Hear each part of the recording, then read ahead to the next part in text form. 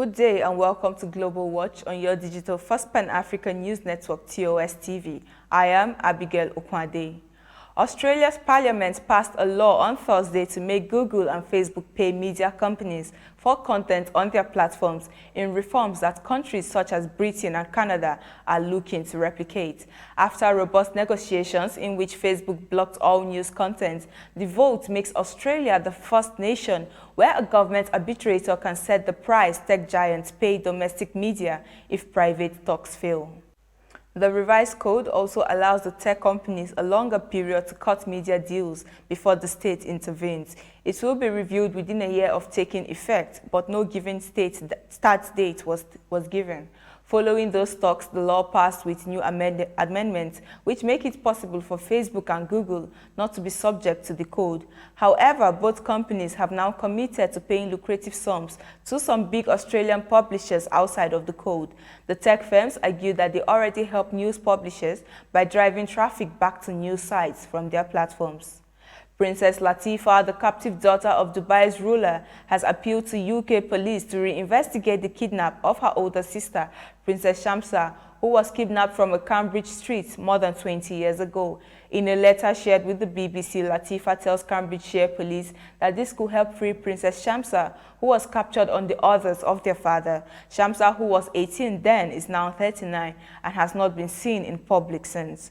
A High Court judge ruled in 2019 that Sheikh Mohammed bin Rashid Al Maktoum had abducted both daughters and held them against their will. Last week, BBC broadcast shocking videos where LATIFA had secretly recorded on a phone where she had been given, in which she described how she was being held hostage by her father following a failed escape attempt in 2019. The UN has since asked the United Arab Emirates for proof that LATIFA is alive. But almost 2 decades earlier, an attempt by her older sister to flee the family also ended in capture and imprisonment. In August of 2000, around 2 months after escaping from her father's Longcross estate in Surrey, Shamsa was forcibly taken from Cambridge, flown by helicopter to France and then by private jet back to Dubai. LATIFA's handwritten letter, which was passed to the Cambridgeshire force by her friends on Wednesday, urges action for her sister by British authorities. In a statement, Cambridgeshire police said it had received LATIFA's letter, which will be looked at as part of the ongoing review. Development on Myanmar coup after the break. Do stay tuned.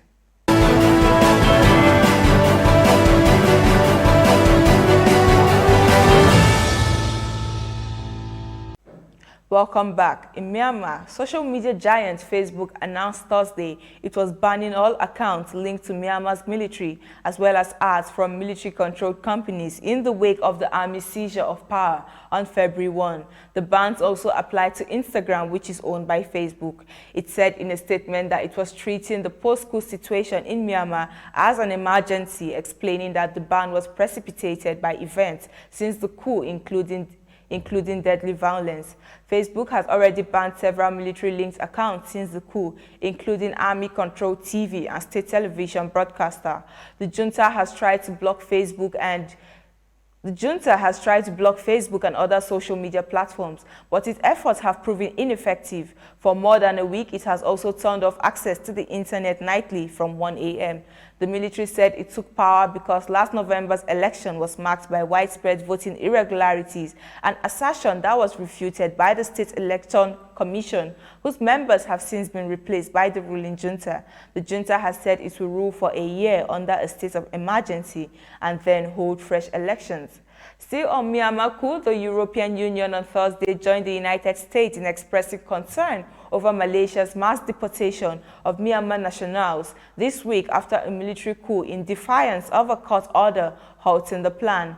Malaysia on Tuesday sent 1,086 Myanmar nationals back on 3 Navy ships sent by Myanmar, a move rights groups said could endanger the deportees' lives. The activists had said asylum seekers were among those who were set to be deported, including people who came to Malaysia fleeing conflict and persecution at home. Malaysia said it did not send back asylum seekers. The European Union said it deeply regretted Malaysian authorities' move to proceed with the deportation despite the court order and was also concerned by the use of naval vessels. The United States called on countries in the region to hold off any repatriation in light of the February 1 military coup. Some sources have said Malaysia is legitimizing the Myanmar military government by cooperating with the junta. Biden signs orders to overturn Trump ban on migration and Johnson & Johnson vaccine single-shot jab safe, according to US FDA. All this and more after the break.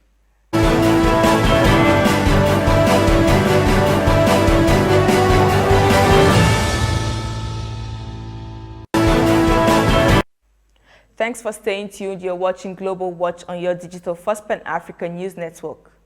U.S. President Joe Biden has revoked a proclamation issued under the Trump administration that blocked many green card applicants from entering the United States.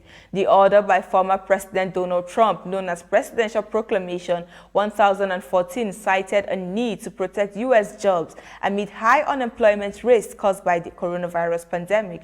In a statement on Wednesday, the White House announced that Biden overturned the measure through an executive order saying Trump's ban separated families and does not advance the interests of the United States. I quote, "To the contrary, it harms the United States, including by preventing certain family members of United States citizens and lawful permanent residents from joining their families here," end of quote, the statement reads. Human rights advocates have been calling on the Biden administration to overturn the measure, which was set to expire on March 31.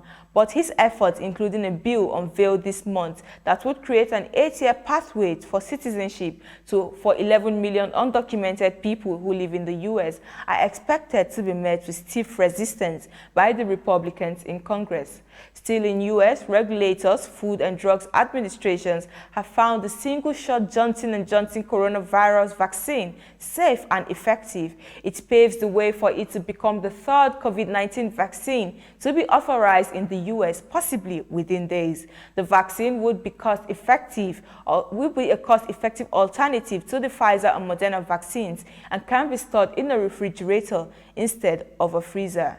Trials found it prevented serious illness but was 66% overall effective when moderate cases were included. Data showed it was more than 85% effective at preventing serious illness, but only 66% effective overall when moderate cases were included, when considering cases at least 28 days after vaccination. Notably, there were no deaths among participants who received the vaccine and no hospital admissions after 28 days post-vaccine. Update on Tiger Woods. The car crash have it that he will not face any criminal charges following the single car crash he was involved in on Tuesday that left him with serious injuries. This was disclosed by Los Angeles County Sheriff Alex Villanueva. The U.S. golfing champion was driving alone on a Los Angeles downhill stretch of road known for crashes. His SUV hit the central reservation, crossed into the opposite lane, rolled over several times, and then plunged off the road down an embankment. He is recovering after surgery to his fractured leg and shattered ankle. A reckless driving charge has a lot of elements into it. This is purely an accident, Los Angeles County Sheriff told reporters. There is no evidence Woods was impaired by drugs or alcohol, he added. He added the most Woods could face would be a low-level offense known as an infraction if investigators concluded that he was speeding or not paying attention. On Wednesday, the sheriff said of the road where the accident happened, because it is downhill, it slopes and curves, that area has a high frequency of accidents. It is not uncommon. Woods, who had been recovering from a 5th round of back surgery in January, was in Los Angeles to host last week's Genesis Invitational PGA Tour event and was driving one of the tournament cars when he crashed. And that is Global Watch on your digital First Pan-African News Network, TOS TV. For more updates, do visit our website at www.tostvnetwork.com. Do follow and like TOS TV Network on Facebook, Twitter, and Instagram. And remember to subscribe on YouTube. Remain safe and bye for now.